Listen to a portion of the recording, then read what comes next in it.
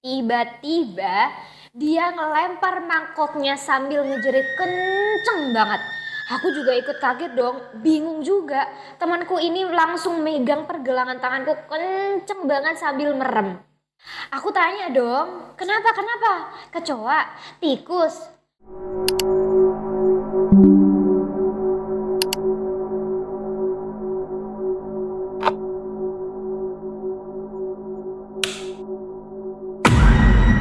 Assalamualaikum sedulur, maternun sudah klik video ini, balik lagi sama Nyong Nafa. Hai. Siapa di sini yang waktu kecil pernah bolos taraweh? Atau di Ramadan kali ini masih suka pada bolos taraweh ya? Ayo loh. Jangan sampai kayak sedulur kita yang satu ini ya lur, dia ini bolos taraweh sama teman-temannya, tapi malah terusan ngalamin kejadian yang super serem, bahkan mereka tuh sampai trauma. Nah, tapi selain itu ada juga dua cerita lainnya yang bakal tak bacain di video kali ini di episode cerita sedulur spesial Ramadan yang ketiga. Yeay, gak kerasa ya udah yang ketiga aja ini. Oke, udah penasaran kan sama cerita-ceritanya? Yuk langsung aja kita simak videonya. Check it out. Yang pertama, apaan sih? Oke, yang pertama, hello kakak, my name is Gilang. Hello Gilang. Aku pingin share cerita waktu aku kecil. Jadi waktu itu pertengahan bulan puasa, aku yang biasanya berangkat raweh sama temen mainku, malam itu lagi kumat bandelnya. Kita berlima, ada aku, Esa, Siti, Yuni, sama Putra. Aku sama teman-temanku sepakat pergi ke warung deket rumahnya Esa buat beli petasan, terus main ke lahan luas di belakang rumahnya Esa. Yoi kak, kita ngebolos terawih. Yoi lagi. Urusan tanda tangan imam di buku Ramadan bisa dipalsuin aja. Minjem buku temen yang berangkat terawih. Yo Allah, lang. Bapak lu nonton lang. Ini jangan ditiru ya adik-adik. Waduh, parah banget sih ini Mas Gilang. Oke lanjut. Seru banget tuh. Nah, pas petasan udah habis, kita mainlah petak umpet. Kita nggak ngerasa takut karena posisinya bulan purnama, langitnya cerah, jadi terang bulan gitu.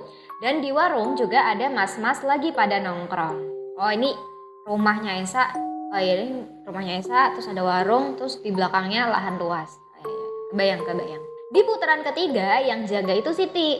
Kita berempat mau ngerjain dia dengan ngumpet bareng-bareng di satu tempat. Kita ngumpet di samping rumah warga yang deketnya ada pohon kelapa. Aku yang ngajakin mereka ngumpet di situ karena di situ gelap dan aku tahu Siti itu anaknya penakut. Jadi dia pasti gak bakalan mau nyari ke situ-situ. Oke, sambil atur napas karena mati-matian nahan ketawa, jantung kita yang masih deg-degan karena adrenalin tiba-tiba serasa berhenti mendadak karena ada sesuatu yang jatuh di bawah pohon kelapa. Keras banget itu suaranya. Refleks kita noleh, dilihat ya bentuknya kayak kelapa. Sesaat kita lega karena kita pikir itu kelapa tua yang jatuh. Tapi nggak lama, tiba-tiba itu kelapa ngegelinding muter sendiri. Habis itu yang kita lihat adalah sesuatu yang bakalan ku inget sampai sekarang. Jelas banget itu kelapa punya dua mata yang bulet-let, terus di bawahnya ada semacam mulut yang nyengir lebar banget. Tampaknya itu freak dan creepy. Serem banget ya pokoknya. Kita langsung teriak dan tubruk-tubrukan buat kabur lari sekenceng mungkin ke arah warung. Di sana Siti sama ibu warung juga mas-mas yang lagi duduk-duduk di depan ngeliatin rombongan kita sambil kaget. Sampai sana kita ngadu sambil nangis ke orang-orang yang ada di situ. Entah mereka percaya apa enggak, kita nggak peduli deh. Toh yang ngeliat itu bukan cuma satu anak doang, tapi semuanya berempat. Untuk beberapa lama aku sama teman-temanku bahkan sempat trauma setiap ngelihat pohon kelapa. Karena takut banget ada si kepala itu lagi. Wow, itu tuh kayaknya disebutnya gundul peringis. Ya gak sih? Itu dari ilustrasinya itu juga serem banget lur. Aduh nih ya, makanya jangan pada bolos tarawih adik-adik. Ya Allah. Oke deh, thank you Kak Gilang untuk ceritanya. Semoga bisa menjadi pelajaran untuk kita semua, baik itu yang masih adik-adik maupun yang sudah dewasa ya. Jangan bolos tarawih, sayang pahalanya. Oke, yang kedua, namaku Ami. Namaku Nafa. Dulu pas lebaran H-5, aku dan keluargaku mau mudik ke rumah nenek di Sleman dari Tangerang. Kita naik mobil berangkat habis asar. Posisi duduknya ayah nyetir, ibu di depan, terus kursi tengah ada aku sama adik, dan di belakang diisi sama barang-barang bawaan. Sekitar jam 9 malam kita berhenti di sebuah rest area untuk sholat isya sama jamak maghrib. Karena aku lagi libur sholat, jadi aku cuma ke WC aja buat bersih-bersih. Pas aku keluar, yang lain belum pada selesai, jadi aku ke mobil aja buat nunggu di sana. Aku jalan ke parkiran sendirian. Aku masuk ke dalam mobil, nyemil ciki-ciki bermicin sambil main sudoku. Nah, pas lagi fokus main, ekor mataku nangkep dari jendela kiri, tiba-tiba ada sekelebat yang bergerak ke arah depan. Kayak orang pakai mukena gitu lewat, tapi tuh halus banget pergerakannya. Aku ngeliat ke depan tapi gak ada siapa-siapa. Ada orang pun itu bapak-bapak dan gak pakai putih-putih. Aku berusaha berpikir positif, mungkin tadi aku salah lihat kali ya. Nah, gak lama kemudian keluargaku datang. Kita pun beli jajanan sama kopi sambil istirahat. Ada sekitar 20 menitan lalu ayah ngajak lanjut lagi. Singkat cerita, pas kita udah pada di dalam mobil, ayah nyalain mesin dan keluar dari parkiran. Tapi baru maju sedikit, tiba-tiba mobil itu berhenti, ngejelogok gitu kayak direm mendadak. Wah, kaget semua kan di situ. Kenapa ya, kenapa? Kata ibu panik dikit kan? Gadeng, panik banyak. Terus ayah bilang, gincana. Habis itu mobil kan jalan lagi kan, keluar rest area. Nah sekitar 5 menitan ayah tiba-tiba bilang, tadi ayah ngelihat ada yang aneh-aneh. Wah, apaan nih? Adik sama aku langsung kan tatap-tatapan. Kita berdua langsung lah itu adalah aneh-aneh yang emang aneh. Nah loh, intinya kata ayah dia lihat dari spion kanan ada kayak kain putih terbang ke atas dari belakang mobil. Wah, gak masuk akal banget kan awalnya. Tapi ya tiba-tiba aku keinget waktu lagi di mobil sendirian ada bayangan putih yang lewat samping mobil. Aku ceritain juga kan ke keluargaku. Langsung kaget dong pada istighfar. Akunya juga kaget, tapi karena ternyata mereka langsung pada percaya. Lalu pada berasumsi bahwa yang aku dan ayah lihat itu adalah something yang sama. Wah, merinding banget pas itu kak. Alhamdulillahnya sih sosok itu nggak ngikut di mobil kita. Waduh, jangan-jangan si putih itu juga mau mudik ya Lur ya. Terus karena capek dia berhenti dulu nih di rest area, ya kan? Tapi ya Lur ya, vibes waktu di rest area kalau kita mau mudik itu tuh rasanya beda banget gak sih? Atmosfernya tuh beda gitu loh.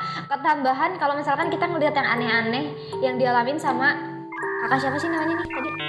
Ami ya, sama si Kak Ami tuh kayaknya bakalan termemori banget nih sampai kapanpun. Kayaknya itu dia mau nebeng deh, tapi sungkan. Ya lanjut. Yang ketiga, yang terakhir. Ini ceritanya tahun 2021 pas aku masih kerja di pekerjaan pertamaku di Kota P. Kota Pulu-Pulu.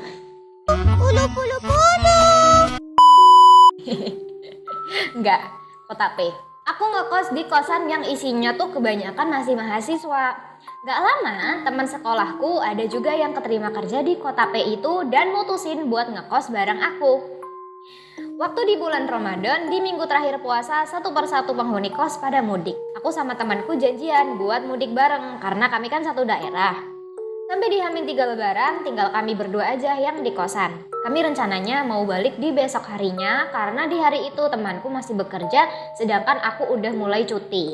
Kejadiannya itu pas kami mau sahur. Dari awal puasa kan kami selalu sahur bareng ya kak, kecuali kalau salah satu lagi halangan barulah sendirian. Nah malam itu jam 3 kami bangun dan berniat masak mie instan sama goreng telur. Kami ngobrol-ngobrol berdua kayak biasanya aja soal kerjaan, mantan, ngebucin K-pop, dan lain-lain. Nah jadi posisi dapur itu kan di belakang. Di samping meja untuk kompor dan lain-lain ada satu pintu ke halaman belakang yang dipakai untuk menjemur baju. Karena malam itu entah kenapa hawanya panas banget, temanku ini ngide ngebuka sedikit pintu itu biar ada sedikit udara luar yang masuk nih. Lumayan lah ya, sedikit adem. Nah pas aku lagi masak mie nih, temanku di sampingku lagi ngaduk telur buat didadar. Dia posisinya itu yang paling deket sama pintu kan. Tiba-tiba dia ngelempar mangkoknya sambil ngejerit kenceng banget. Aku juga ikut kaget dong, bingung juga. Temanku ini langsung megang pergelangan tanganku kenceng banget sambil merem. Aku tanya dong, kenapa? Kecoa? Tikus? Soalnya kos kita itu emang lumayan banyak kecoanya. Wow. Tapi dia geleng-geleng sambil nyuruh aku cepet-cepet masak mie-nya. Ya udah, karena aku lihat dia takut banget ya, aku selesaiin lah masaknya. Meskipun baru setengah mateng. Telur dadar juga udahlah, goodbye. Pas udah di kamarku, dia bilang tuh, katanya tadi dia ngeh ada sesuatu yang nyembul dari pintu belakang. Geraknya tuh cepet banget, bulat, hitam, terus kayak ada rambutnya sedikit, seolah itu adalah kepala berwarna hitam yang mau nongol tapi cuma sampai dahi terus mundur lagi. Aku mau gak percaya, tapi ngeliat reaksi temanku yang kayak gitu, jadi aku pikir dia itu serius, gak lagi ngeprank.